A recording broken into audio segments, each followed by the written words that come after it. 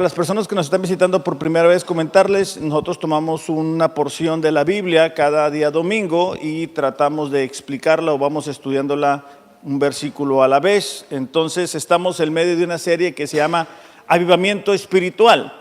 Y hemos dicho que Dios busca que cada uno de nosotros pueda experimentar de ese avivamiento espiritual. Con frecuencia nos distraemos, nos desanimamos, tenemos tantas ocupaciones que no le prestamos la atención necesaria a nuestra vida espiritual. Y precisamente apuntalando a eso, hemos estado las últimas semanas viendo las cartas que Jesús envía a las distintas iglesias. Y si ya tienes tu Biblia, vamos a buscar Apocalipsis capítulo 2, versículo 12, por favor. Y aquellos que están tomando notas, que hayan tomado las hojitas. El título del mensaje del día de hoy es La iglesia en Pérgamo, una iglesia en peligro. La iglesia de Pérgamo, una iglesia en peligro. ¿Sale? Y vamos a buscar en la Biblia Apocalipsis 2:12. Dice: escribe al ángel de la iglesia en Pérgamo, el que tiene la espada aguda de dos filos, dice esto: yo sé dónde moras, dónde está el trono de Satanás. Guardas fielmente mi nombre y no has negado mi fe. Aún en los días de Antipas, mi testigo, mi siervo fiel, que fue muerto entre ustedes, donde mora Satanás. Versículo 14. Pero tengo unas pocas cosas contra ti, porque tienes ahí a los que mantienen la doctrina de Balaam, que enseñaba a Balac a poner tropiezo ante los israelitas, a comer cosas sacrificadas a los ídolos y a cometer actos de inmoralidad. Así tú también tienes algunos que de la misma manera mantienen la doctrina de los nicolaitas. Por tanto, arrepiéntete, si no vendré pronto a ti y pelearé contra ellos con la espada de mi boca. El que tiene oído, oiga lo que el Espíritu dice a las iglesias. Al vencedor le daré del maná escondido y le daré una piedrecita blanca, y grabado en la piedrecita un nombre nuevo, el cual nadie conoce sino aquel que lo recibe. Vamos a orar. Padre, gracias por esta mañana, gracias por la bendición de poder despertar, Señor, y experimentar de tu misericordia. También te damos gracias por tu palabra que tiene promesa de no regresar vacía. Cada uno de nosotros viene con una necesidad latente, Señor, con esa necesidad que solamente tu palabra puede satisfacer. Es algo, Señor, que solamente cuando escuchamos atentamente lo que tú nos quieres decir, nuestra vida toma ánimo, nuestra vida toma dirección y nuestra vida es consolada. Esta mañana te pedimos que cada uno de nosotros pueda llevar a la práctica lo que tú nos vas a hablar, que cada uno de nosotros pueda tomar la porción que le corresponde. En el nombre de Jesús, amén. Bueno, como les decía, estamos en medio de la serie Avivamiento Espiritual y hemos estado diciendo que Jesús envía estas cartas a las iglesias, que eran iglesias reales, eran iglesias físicas, pero también son prototipo de las iglesias y de los cristianos en nuestros tiempos. Es decir, hay personas que, como la iglesia de Éfeso, han perdido su primer amor. Hay personas que se han descuidado y no han prestado atención a lo que es lo más importante.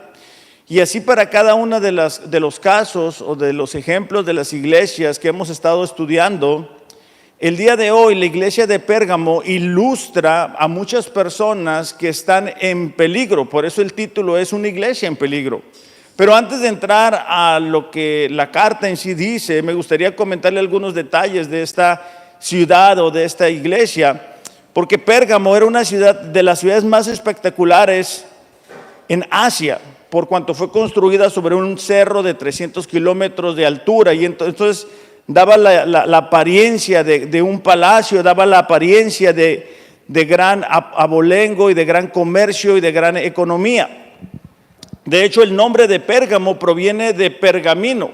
Debido a un embargo que esta ciudad experimentó, ellos tuvieron que utilizar pieles de animales para hacer sus escritos, y de ahí viene el nombre de Pérgamo. De hecho, en esta ciudad se conoce que había una biblioteca de más de 200,000 libros y fue una cuna para el saber y el conocimiento. Entonces, Esta iglesia se presume que fue fundada cuando Pablo llegó a esa zona. En Hechos capítulo 19, versículo 10, dice, esto continuó, hablando de la predicación de Pablo, por 2 años, de manera, dice, que todos los que vivían en Asia oyeron la palabra del Señor, tanto judíos como griegos. Entonces, esta ciudad, al parecer, fue alcanzada por esos viajes misioneros de Pablo. Pero al igual que las otras iglesias que hemos estudiado las semanas pasadas, estuvieron expuestas a la tentación, estuvieron expuestas al atractivo del mundo, debido a que se usaba mucho la idolatría. Específicamente adoraban al César, adoraban a los dioses, a Zeus, bueno, a los supuestos dioses, ¿verdad? Quiero aclarar. Y de ahí que Jesús se presenta como el que tiene la espada aguda de 2 filos.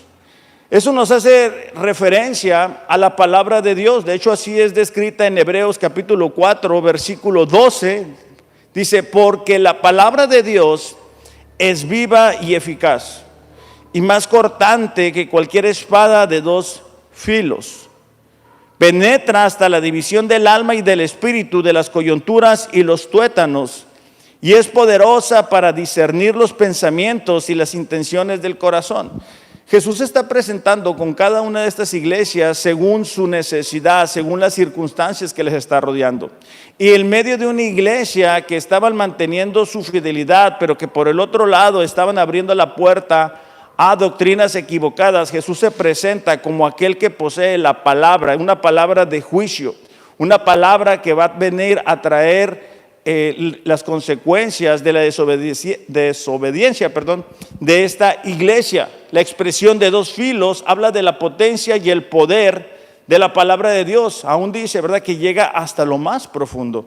De ahí la importancia para nosotros siempre estar expuestos a la palabra de Dios, porque la palabra de Dios puede llegar a donde la gente no puede llegar, a donde las palabras humanas no pueden llegar, a lo más profundo de nuestro ser. Ahora, al igual que las otras cartas, vamos a dividirlo según está estructurada esta misma carta. En la primer porción está donde dice que Jesús alaba a la iglesia. En segundo lugar, Jesús reprende a la iglesia. Y en tercer lugar, Jesús promete a la iglesia, o hace una promesa a la iglesia. En el versículo 13 del capítulo 2, vamos a poner: Jesús alaba a la iglesia. Fíjense lo que dice en el versículo 13. Yo sé, dice, dónde moras, donde está el trono de Satanás. Guardas fielmente mi nombre y no has negado mi fe.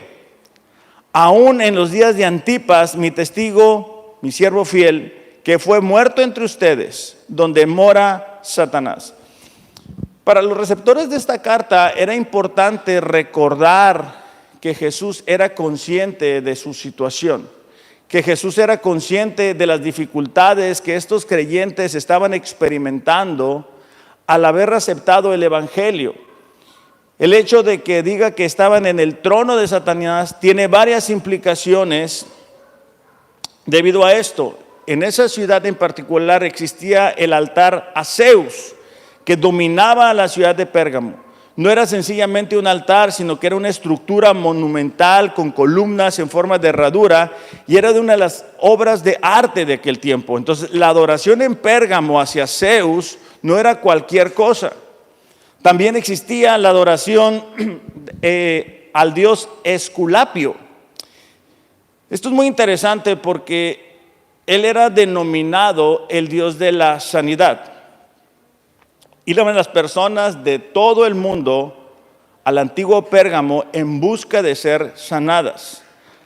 A Esculapio se le describía como una serpiente, y en su templo deambulaban libremente serpientes no venenosas. Los suplicantes buscadores de sanidad dormían o se acostaban en el piso del templo esperando que una de esas serpientes los tocara, representando simbólicamente al mismo Dios, y en consecuencia recibir su sanidad. De hecho, la medicina en el tiempo de hoy utiliza una serpiente. Tiene referencia a esto, ¿ok? Entonces, por un lado estaba el altar a Zeus, Por el otro lado estaba este lugar a Esculapio, este dios supuesto llamado el dios serpiente, que donde supuestamente ellos experimentaban sanidad. Pero no era únicamente eso, sino también estaba la adoración al emperador, que requería todos los días que fuera adorado. Entonces, para estos cristianos era muy difícil sobresalir en una ciudad que estaba totalmente entregada a la idolatría. De ahí que Jesús hace mención a que Él conoce la situación. Lo mismo sucede para nosotros. El volvernos cristianos, el que Jesús nazca en nuestros corazones a través de la obra del Espíritu Santo, es algo que nos trae de la muerte a la vida, pero es únicamente algo que nos sucede a nosotros. Seguimos teniendo las mismas personas a nuestro alrededor. Seguimos viviendo en la misma ciudad. Seguimos ahora enfrentando lo que antes nos gustaba o nos agradaba, como lo es el pecado. Cuando nosotros nacemos de nuevo, nuestra perspectiva de la vida debe de cambiar. Ya no podemos ver el mentir, el pecar como lo hacíamos antes. Al contrario, eso debe de ser repulsivo para nosotros. De la misma manera, para estos creyentes, imagínate tú que eran adoradores antes de ser cristianos, adoradores de Zeus, y de repente uno de ellos dice: ¿sabes qué? Yo adoro al único Dios ahora. Eso implicaba persecución, eso implicaba poner en riesgo su propia vida. Para nosotros a veces es difícil imaginar ese nivel de persecución donde puedes perder la vida. Pero cada vez es más difícil hablar libremente de las creencias que tenemos en Dios. Cada vez surgen nuevas ideas que se oponen a lo que la palabra de Dios dice. Y llegará el momento en que la persecución que ahora miramos de lejos se vuelve una realidad de nuestras vidas.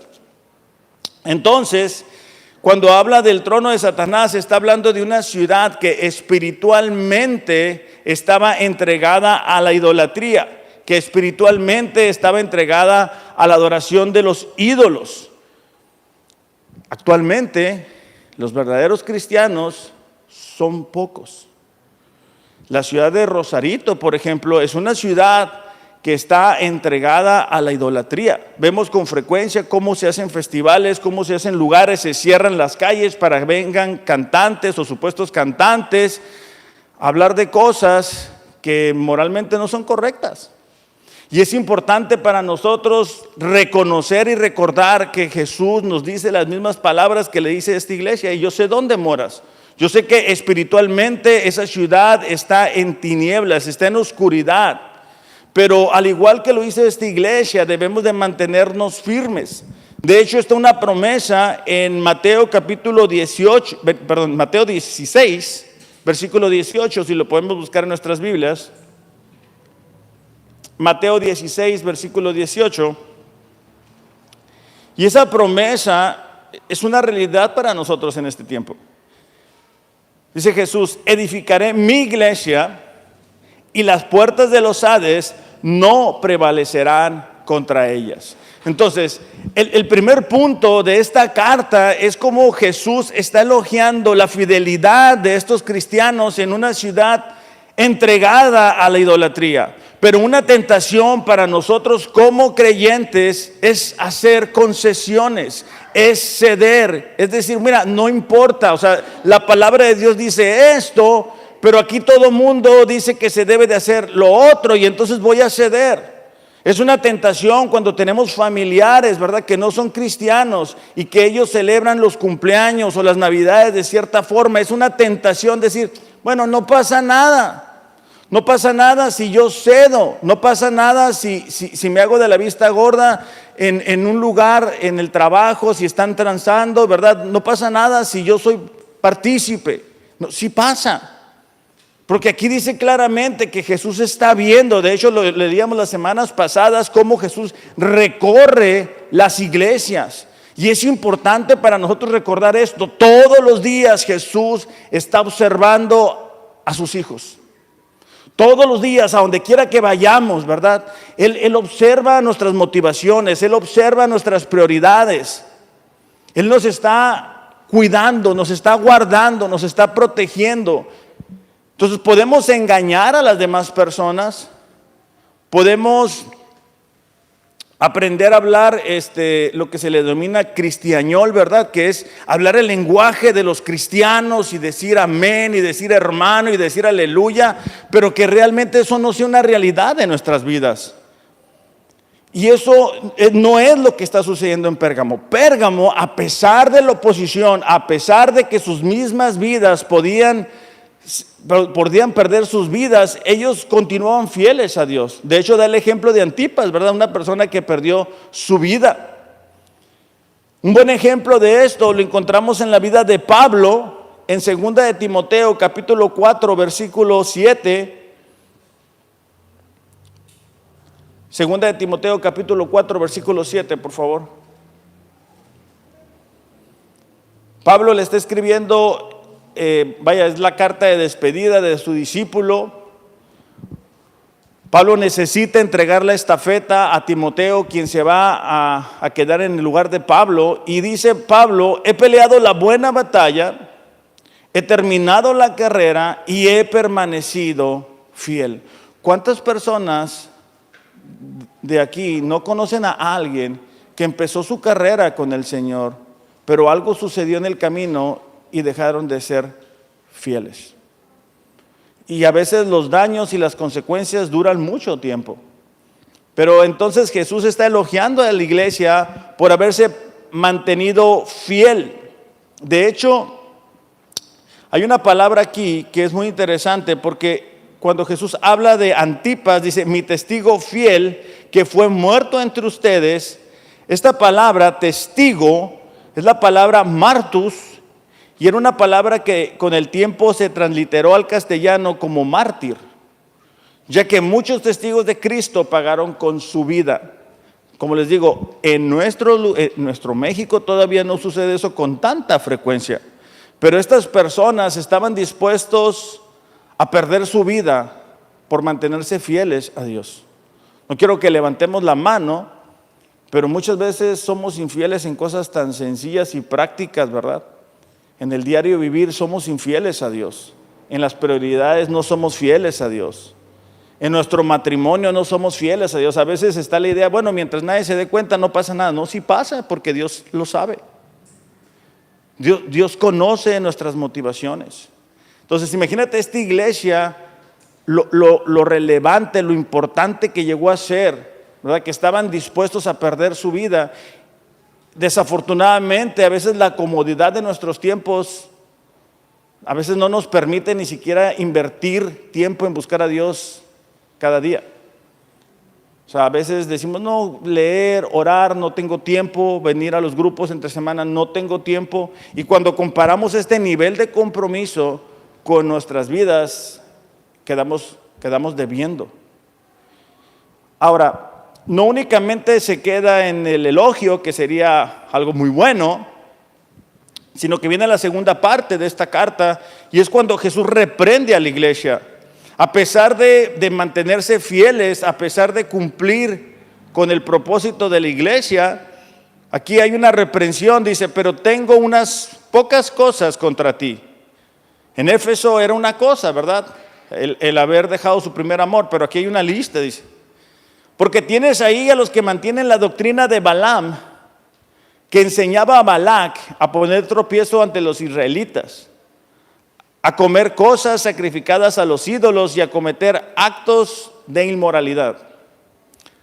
Así tú también tienes algunos que de la misma manera mantienen la doctrina de los nicolaitas.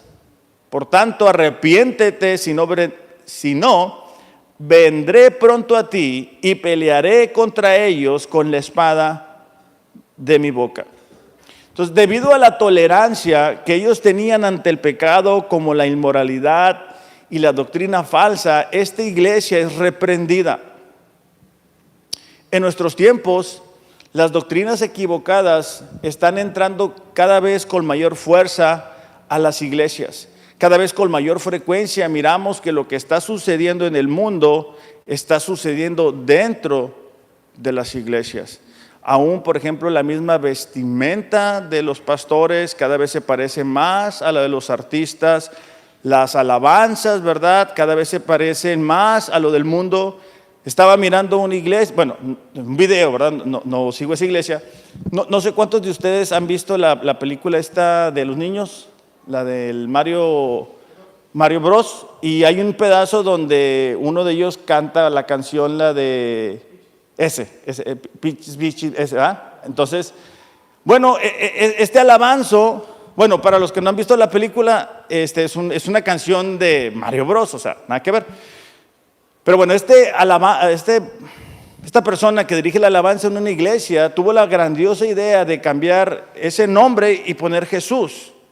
Y entonces está utilizando una canción secular para adorar a Jesús. Y cada vez con mayor frecuencia miramos que lo que funciona en el mundo lo quieren traer dentro de la iglesia. Y la iglesia, familia, no es propiedad nuestra. La iglesia es propiedad de Cristo. Él la compró a precio de sangre, y lo que aquí sucede debe de suceder basado, fundamentado en lo que la palabra de Dios dice. De repente miramos espectáculos dentro de la iglesia, gente metiendo motos adentro de una iglesia, haciendo zumba dentro de la iglesia, eventos de mujeres. Yo lo he visto, no me lo han contado. Entonces nos damos cuenta cuán equivocado y cuán lejanos la iglesia contemporánea está. De hecho, acaba de haber un evento aquí en la localidad de una persona que dice que es apóstol y, verdad, tumba gente.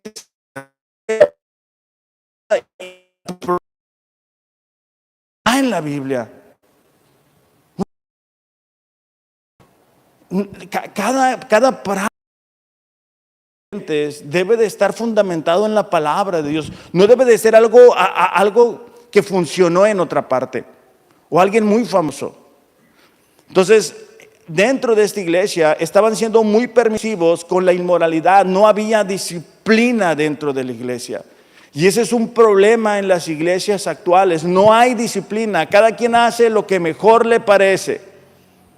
Y cuando no hay disciplina, aquellos que tenemos la bendición de ser padres, sabemos que los hijos tienden a irse en otra dirección.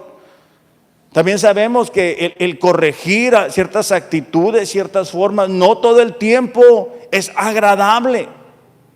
No todo el tiempo la gente lo recibe bien. Entonces, lo que hacen muchos cristianos es que cuando son corregidos, pues se van a la siguiente iglesia.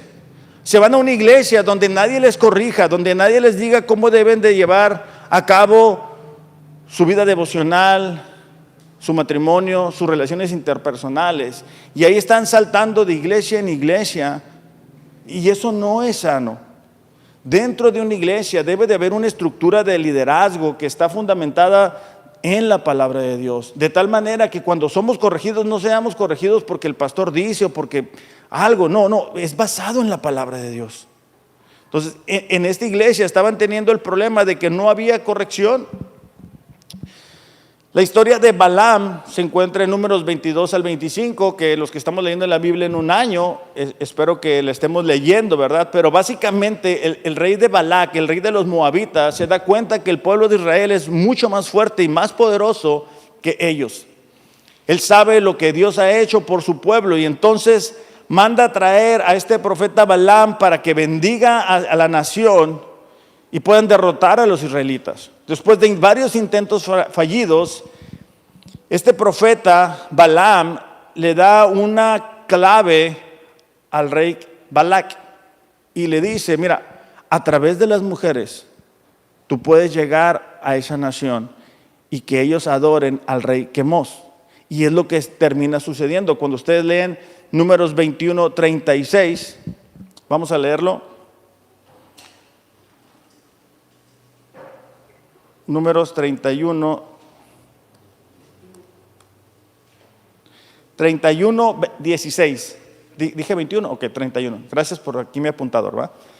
Dice: precisamente son ellas, hablando de las mujeres de los moabitas, que siguiendo el consejo de Balaam, incitaron al pueblo de Israel a rebelarse contra el Señor en el monte Peor. Son ellas las que causaron la plaga que hirió al pueblo del Señor. Entonces, nos damos cuenta que esta enseñanza incitó al pueblo de Dios a cometer inmoralidad sexual. Cada vez es más frecuente.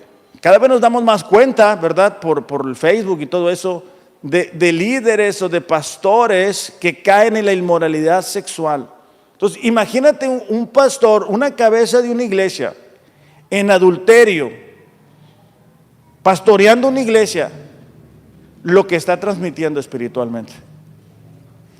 Pero ahora es muy común, ¿verdad? El pastor cae, no quiere ser corregido, no quiere arreglar nada y en 6, 7 meses, un año, está en otra iglesia y está al frente de otro grupo de personas. O está en los casos que a veces sucede que un líder falla y para que nadie se entere, lo cubren según ellos, lo protegen y nadie se entera, pero todo Rosarito se entera. Y eso es un mal testimonio para la iglesia. Entonces, esta iglesia, aunque habían mantenido su fidelidad a Dios, aunque estaban batallando, siendo perseguidos, ellos no estaban haciendo lo que Mateo 18 habla acerca de la disciplina, porque Mateo 18 nos dice, si tú tienes un problema con un hermano, habla con el hermano. Si no te hace caso, háblale a alguien más. Y si no les hace caso, entonces expónganlo delante de la iglesia. Pero eso es algo que no sucede. Y a veces los pastores no lo hacen porque quieren gente. Nosotros también queremos gente. Todos queremos, ¿verdad?, alcanzar personas. Pero no a precio de ser permisivos con el pecado. De hecho, Pablo a los Corintios en el capítulo 5 dice, bueno, hay un pecado entre ustedes. Es el pecado de un miembro de la iglesia, ¿verdad?, que está teniendo relaciones con su madrastra. Y entonces Pablo dice, ¿verdad?, eso ni siquiera los no creyentes lo hacen. Pero a veces sucede en nuestros tiempos, tristemente. Vamos a leer 2 de Corintios, capítulo 6, versículo 14, por favor.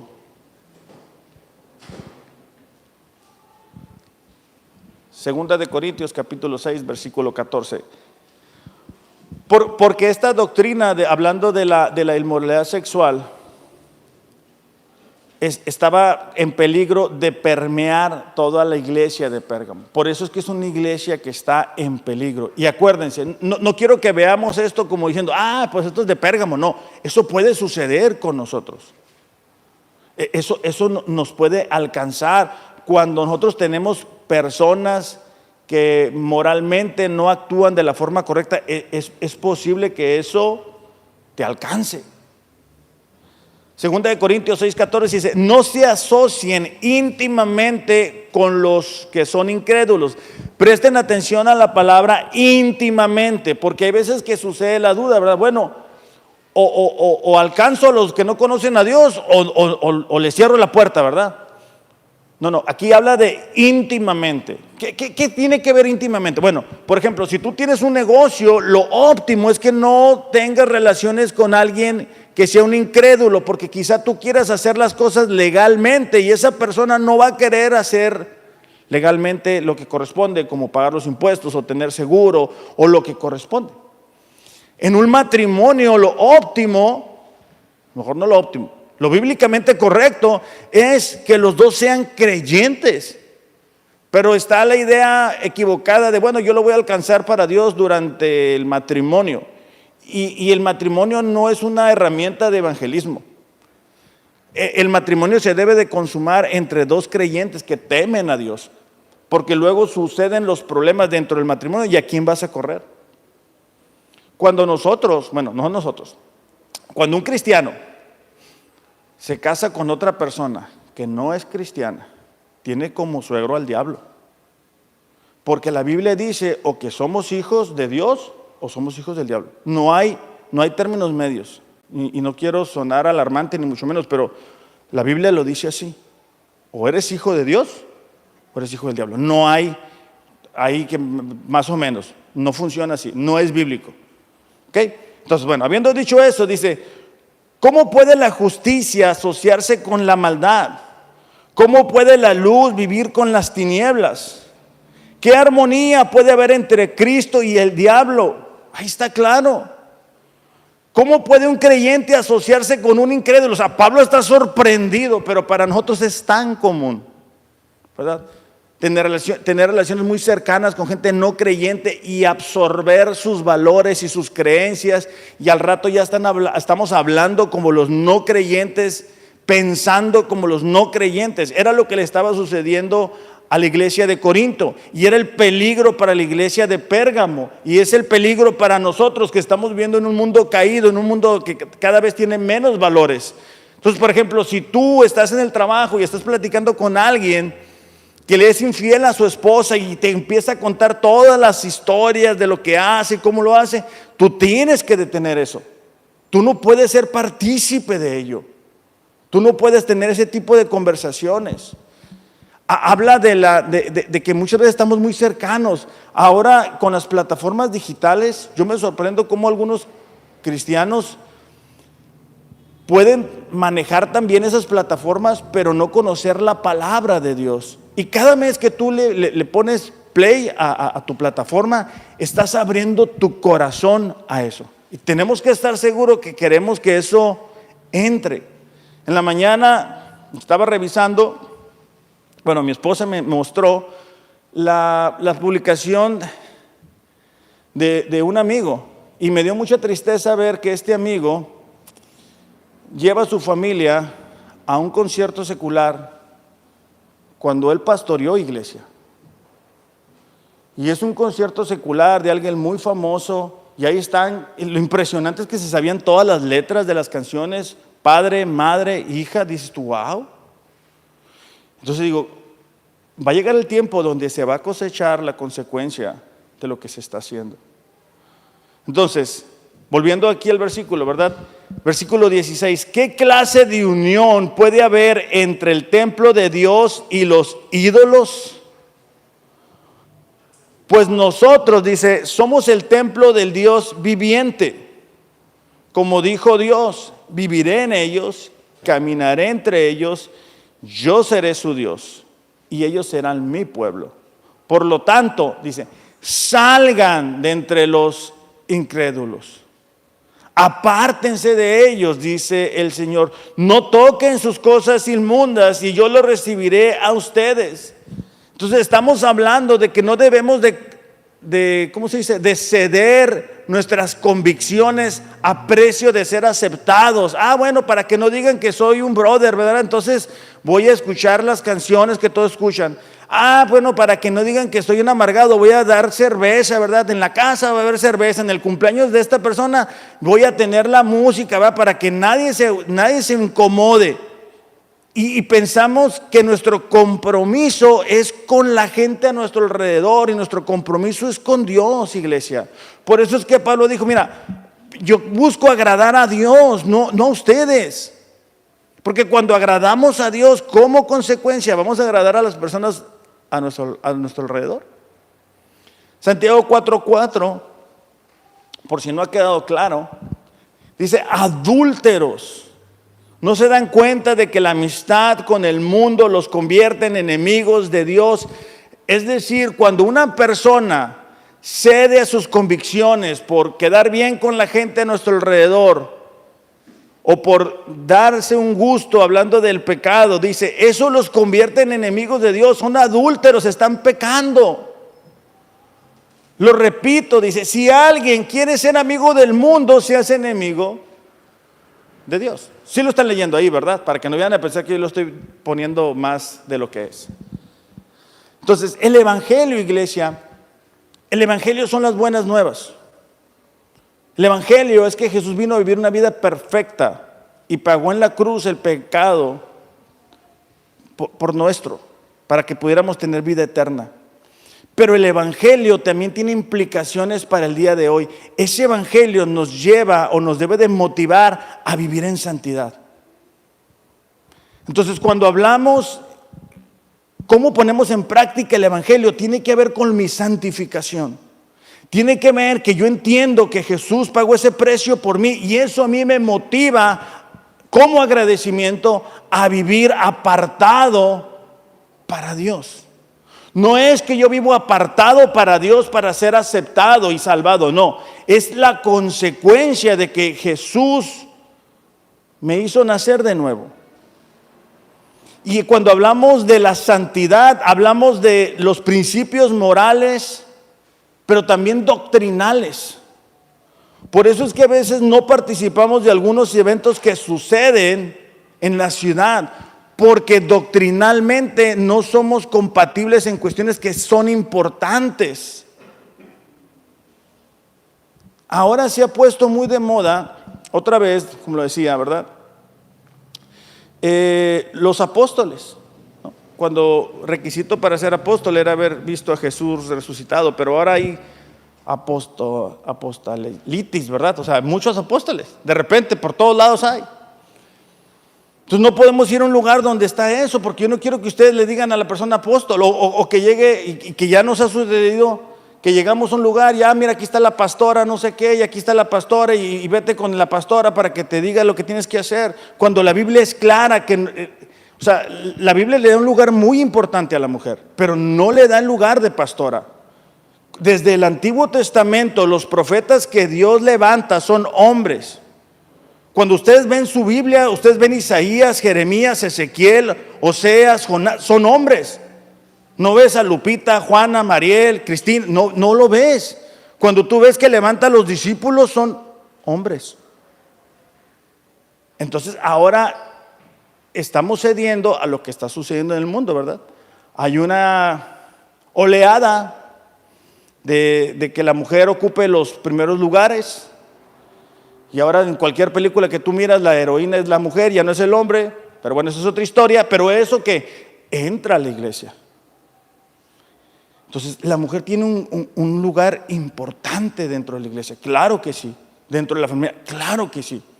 Pero Pablo es muy claro al respecto. Porque dice, Dios es la cabeza de Cristo, Cristo es la cabeza del hombre, el hombre es la cabeza de la mujer. Entonces, esa es la estructura, iglesia. Entonces, esta iglesia estaba siendo permisiva con la doctrina. Tolerar enseñanzas heréticas o actitudes pecaminosas en la iglesia no es una virtud, sino es un pecado. Que en una iglesia tú puedas hacer lo que tú quieras hacer, eso no es una muestra de amor. Eso es un pecado. Un día, iglesia, yo voy a estar delante de Dios y voy a rendir cuenta por ustedes. Pero aquellos que yo les digo lo que tienen que hacer y no lo desean hacer, la factura va a ser para ustedes, no para mí, porque yo no soy el Espíritu Santo. Entonces, es importante entender lo que creemos doctrinalmente. Por eso es que damos el curso de membresía, que ya lo vamos a renovar, ¿verdad? Para que entendamos realmente lo que creemos. Utilizando el ejemplo que les decía de Pablo con esta iglesia en Corinto, fíjense en lo que dice en el capítulo 5 de la primera carta a los Corintios. Dice, es terrible que se jacten sobre dicho asunto. ¿Cuál asunto? Bueno, la inmoralidad dentro de la iglesia. Ellos se jactaban, no pasa nada, somos libres en Cristo.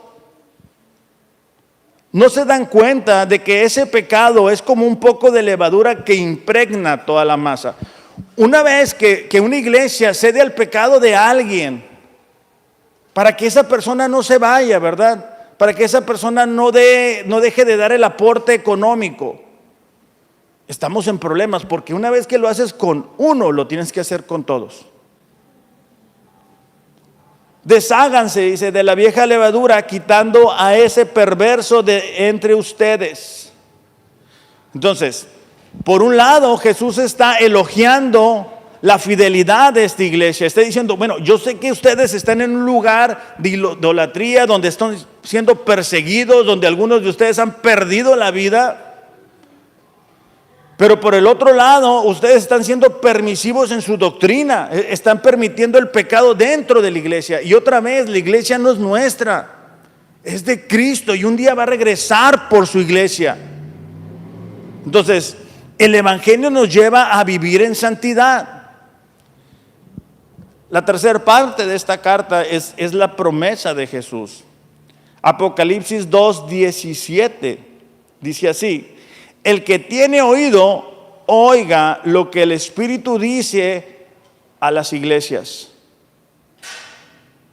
Al vencedor le daré del maná escondido y le daré una piedrecita blanca y grabado en la piedrecita un nombre nuevo, el cual nadie conoce sino aquel que lo recibe. Ahora, ¿quién es el vencedor?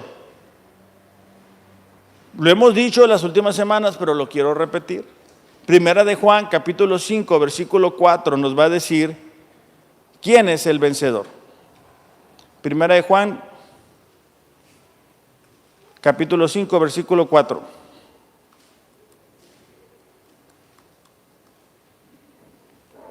¿Ya estamos ahí? Dice, pues todo hijo de Dios vence a este mundo de maldad. El Hijo de Dios vence al mundo de maldad. No importa cuán oscura sea las tinieblas, hablando espiritualmente. La luz de Cristo habitando en nosotros es lo suficientemente fuerte para hacer a un lado las tinieblas. ¿Se acuerdan la historia de Daniel que es llevado a Babilonia? Y son pocos los que son fieles a Dios en ese tiempo. Y Daniel dice la Biblia, ¿verdad?, que propuso en su corazón no contaminarse, y con esa luz fue suficiente para que le guardara y le protegiera. Dice, pues todo hijo de Dios vence al mundo de maldad y logramos esa victoria por medio de nuestra fe. Es decir, es por medio de la fe que nosotros logramos la victoria. Cuando nosotros confiamos en Jesús, pasamos de muerte a vida. Entonces, cuando habla de vencedor, habla de esa persona que ha depositado su confianza en Dios. Dice, ¿y quién puede ganar esta batalla contra el mundo? Únicamente los que creen que Jesús es el Hijo de Dios. Entonces, a aquellas personas que han creído en el sacrificio de Jesús, dice que les va a dar del maná escondido. El maná era el alimento que, ¿se acuerdan?, el pueblo de Israel recibe en la época del Éxodo, cuando están saliendo de Egipto a la tierra prometida. Y era un pan, vaya, pues como tipo sucaritas, ¿verdad? Algo así parece, así, no sé, algo así se mira. Y el maná escondido representa a Jesucristo, el pan de vida que cae del cielo. Lo podemos leer en Juan capítulo 6, versículo 48, por favor. Juan capítulo 6, versículo 48.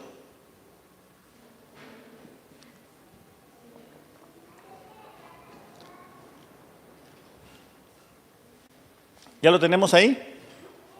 Dice, yo soy el pan de vida, está hablando Jesús. Los padres de ustedes, dice, comieron del maná en el desierto y murieron. Este es el pan que desciende del cielo, para que el que coma de él no muera. Yo soy el pan vivo que descendió del cielo. Si alguien come de este pan, vivirá para siempre. Y el pan que yo también daré por la vida del mundo es mi carne.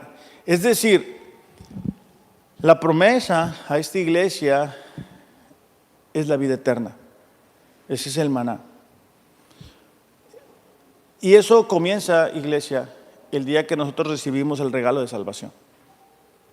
Eso no comienza cuando nosotros morimos, porque la vida eterna, pues es eterna. O sea, comienza cuando tú aceptas el regalo de salvación. También simboliza las bendiciones. En Efesios capítulo 1, versículo 3 dice, bendito sea el Dios y Padre de nuestro Señor Jesucristo, que nos ha bendecido con toda bendición espiritual en los lugares celestiales en Cristo. Entonces, el maná es Jesucristo mismo, hablando de la vida eterna, hablando de las bendiciones espirituales. Esa es la promesa a esta iglesia en Pérgamo, ¿ok?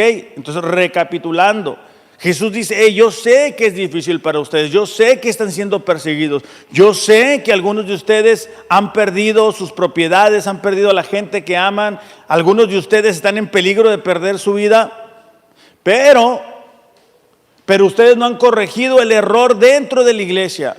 Ustedes están siendo permisivos con aquellas personas que están trayendo doctrinas equivocadas adentro de la iglesia. La promesa es Jesucristo, es la vida eterna, son las bendiciones. Después dice una piedrecita blanca, y esta piedrecita blanca era una costumbre romana para recompensar a aquellas personas que vencían en las competencias deportivas. Una piedrecita blanca en la que se inscribía el nombre del deportista servía como su boleto para un banquete especial de premios.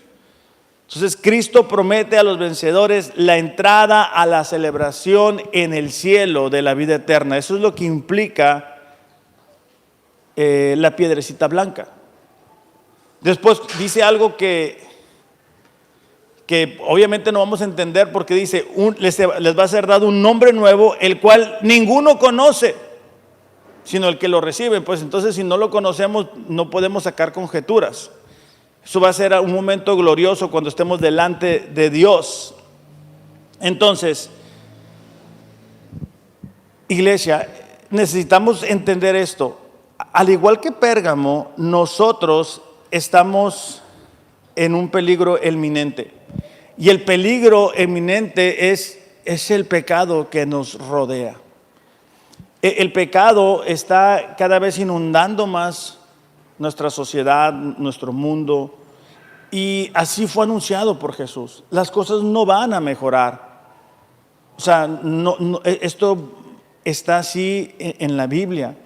Y no se los quiero decir para preocuparlos o ponerlos en alerta. Solamente se los quiero avisar porque está en la palabra de Dios.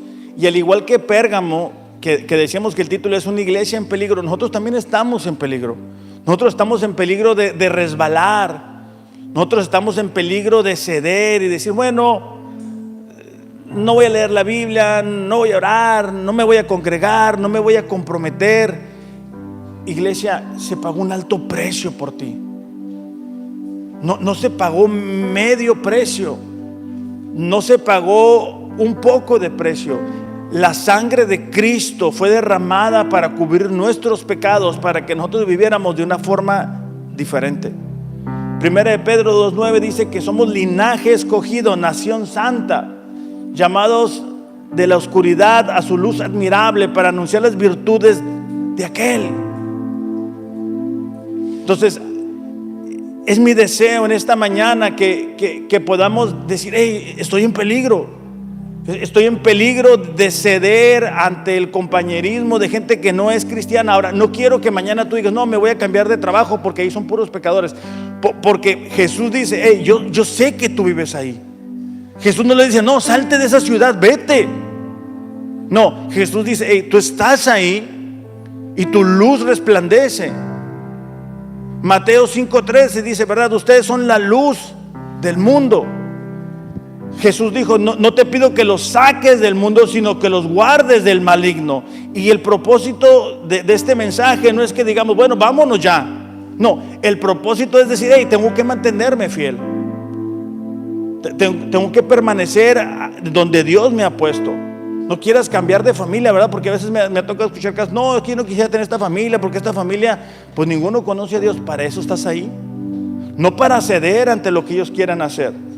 No para que rebajes tus convicciones, sino para que tú seas la luz. Cuando la gente a nuestro alrededor, iglesia, ve como nosotros, la calidad de nuestro matrimonio, la calidad de la educación de nuestros hijos, la forma en que interactuamos, estamos siendo luz para ellos, porque el evangelio cambia nuestras vidas. La razón por la cual ya no podemos vivir de la misma manera que lo hacíamos antes de conocer a Dios es por el poder del evangelio. Es porque el Espíritu Santo viene, habita en nosotros y nos transforma para siempre. Entonces, Quiero que seamos conscientes de eso. Jesús elogia a esta iglesia, pero también Jesús reprende a esta iglesia. Y al salir de aquí no quiero que vayamos pensando, mira, ya me reprendieron, ¿verdad? Estoy haciéndolo todo mal. No, la idea es que te quedes con la promesa. O sea, Jesús nos ha prometido la vida eterna y basado en ello tenemos que buscarle. Ahora, si alguien de las personas que nos acompaña el día de hoy, o a las personas que nos ven a través de las redes, no han rendido a su vida a Dios, no han cedido al llamado de Dios, no te esperes a mañana. La decisión la puedes tomar el día de hoy. Es simplemente que tú puedas reconocer y decir, ¿sabes qué, Señor? Yo te necesito en mi vida. O sea, yo reconozco mi vida de pecado. Necesito de ese sacrificio de Jesús. Vamos a cerrar nuestros ojos y vamos a orar. Padre, te damos gracias por esta carta. Te damos gracias, Señor, porque a pesar de que fue escrita hace muchos años, sigue siendo aplicable en nuestros tiempos. Te damos gracias por tu misericordia para con nosotros. Porque a pesar de que fallamos todos los días, tus misericordias son nuevas cada mañana. Padre, primeramente me gustaría pedir por aquellas personas que no te conocen, que quizás nos están viendo a través de las redes o están aquí y no te conocen. Padre, en el nombre de Jesús te pedimos por ellos, que ellos puedan reconocer la necesidad que tienen de perdón de sus pecados, y que ellos, Señor, puedan el día de hoy clamar a ti por vida eterna. Y Señor, también te pedimos por aquellas personas que ya han nacido de nuevo y que poco a poco se han ido deslizando, poco a poco han sido permisivos, poco a poco se han ido alejando de ti, Señor. Que en esta mañana tu Espíritu Santo pueda traer un despertar a sus vidas, Dios. Que el día de hoy, Señor, pueda ser un parteaguas y tomar el ejemplo de esta iglesia que estaba en peligro, Señor. Y no esperar a que algo nos suceda para entonces buscarte, Señor, sino que el día de hoy tú has extendido tu misericordia, y que el día de hoy podamos decir, Señor, perdóname por no vivir a la altura de ese sacrificio que se hizo por mí. Perdóname, Señor, por descuidarme. Perdóname por perder la perspectiva correcta. En el nombre de Jesús, Señor, te lo pedimos. Y te damos gracias, Dios, por este día, por la oportunidad de seguir viviendo, seguir experimentando. Señor, sé que en esta mañana hay personas que tienen necesidades grandes. Y te pedimos, Señor, que tú hagas milagros.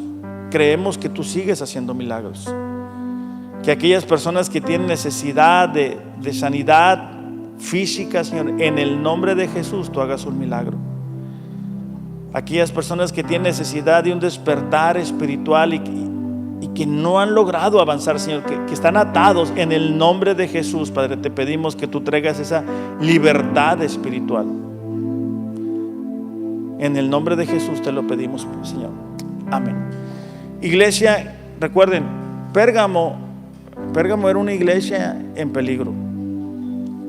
Tomemos lo que Jesús le dijo a esa iglesia para aplicarnos a la nuestra. Que tengan un excelente domingo. Los amo, pero Dios les ama más. Gracias.